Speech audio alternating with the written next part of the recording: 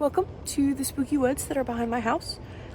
You can also see two cars that have been following me. They haven't been, they're stationary. This isn't Christine. But the first book in the May reading wrap-up is the DNF, Getting It Out of the Way. Real Americans. I could not get into it.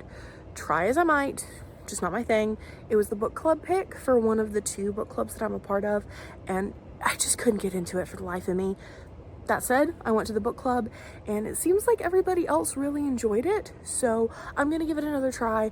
Later date, we'll see. I'm making no promises, but this is why it's important to go to the book club even if you hate the book, because you never know what you might find out. Next is The Long Walk by Stephen King. For me, this was actually a reread. I've read it before. It's been about 5 years, but I know that the movie is going to be coming out in September and I'm really excited for it. The cast looks good, so I wanted to read The Long Walk. Again, get a refresh for it. It is by far my favorite Stephen King book that I have ever read. Stephen King has a tendency to be long-winded, so I think his shorter, tighter things are better. And with no spoilers, it's one that really, I don't know, it resonates with me, I guess. I've been picking away at Secret Lives of Church Ladies for a month and a half now or so. It's literary fiction. It's a short story collection. I like to take those kind of books a little slower, a little more thoughtfully than I do just like something silly and horror that I just rip through. And it is another one of those books that is so impactful and it sits with you and you feel for these characters. The writing is gorgeous. I think it captures a lot of feelings about being a woman, being in the South.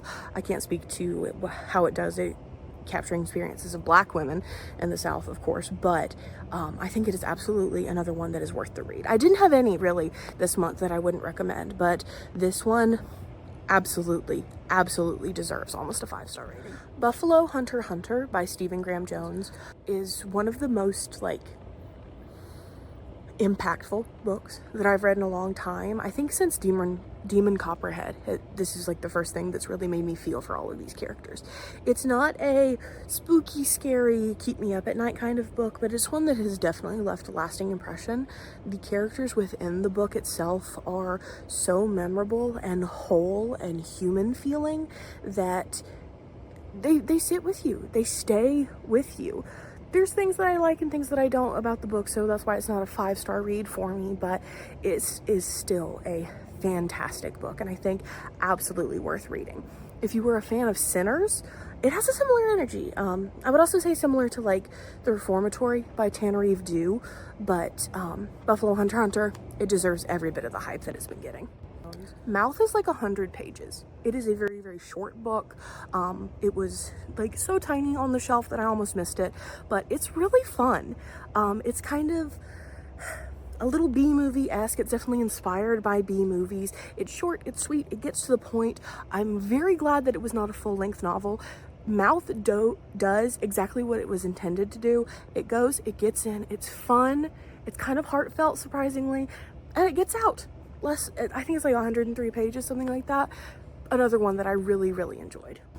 Framed by John Grisham was the book for the other book club that I'm a part of, True Crime Book Club, and everybody was so mad at this book, not because it is a bad book, not because the writing is subpar or anything like that, but just because every single case, there's like, I believe 10 that are covered over the course of the books, are so infuriating that it got to a point at the book club where kind of nobody wanted to talk about the book because it was just making us all frustrated and mad and angry. Absolutely worth to read. I liked the audiobook a lot. The narrators, I think, did a really good job. No spoilers, but it seemed like there may be a sprinkle of author-to-author beef between someone and James Lee Burke, which I thought was very interesting in a true crime book that's like a very serious topic. I think it was worth it. I don't know that I would recommend it to somebody who's not into true crime already or into like law stuff. If you like law stuff especially, I think it's a good one. Everything that Clown in a Cornfield sets out to do, I think does pretty much perfectly. It is a good, fun slasher novel. It is a really sharp piece of social commentary. It also manages to do the political commentary very well without feeling like you're beating a dead horse. it has been on my TBR since it came out, really. I had like a whole running joke about it. I didn't really know what to expect with it, and I'm not the biggest fan of slashers. They can be overdone, but Clown in a Cornfield was so good, and so like surprisingly deep too. I really like it. I'm very excited for the second one. I'm not usually a series person at all, but I'm gonna read at least book 2, absolutely. I'm very excited for it. I have not seen the movie yet, planning on it as soon as it comes to streaming, but Clown in a Cornfield, sleeper hit, I think, definitely. I am currently working on about 10 books. I think that's how many I'm normally like in the middle of, because I'll read like here and there and all over. It's very rare that I like sit down and listen to an entire thing. I bounce around a lot. And one of the ones that I'm reading right now is Natural Beauty, and I don't know how to feel about it. I'm definitely gonna finish it. I'm almost done with it, but we'll see. We'll hear about that one in the future. I'm gonna do some more in-depth reviews of some of the books that I really liked from this year and put those up.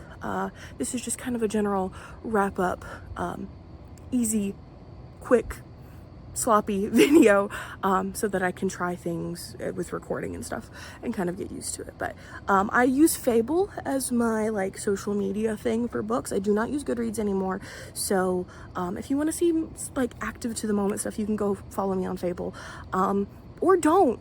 Just, you don't have to. It's okay. Anyway, see ya.